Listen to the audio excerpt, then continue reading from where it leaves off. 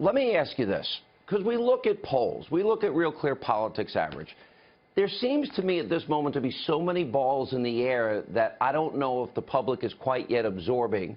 One being last night's debate, two being Project Veritas, three being WikiLeaks. I'm not sure the impact that this is going to have. And there are so many people that are calling me and saying they don't trust the polls. I tend to believe polls.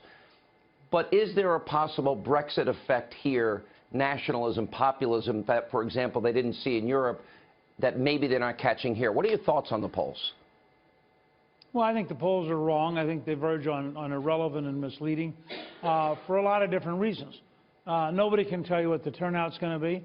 Nobody can tell you, which people are going to be the most motivated.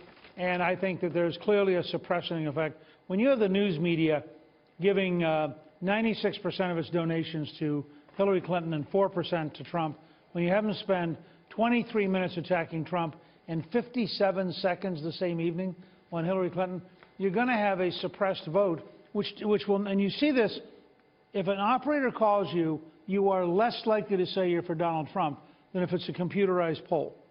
So take the Brexit effect, which is 3 or 4, maybe 5 points in some cases, but there's more than that. What's the turnout likely to be in the African-American community? Can Hillary Clinton really motivate African-Americans to vote on the scale that Barack Obama did? Any poll which assumes that is almost by definition not very accurate. I think there are also going to be a huge number of people making up their minds, and that's where last night was important.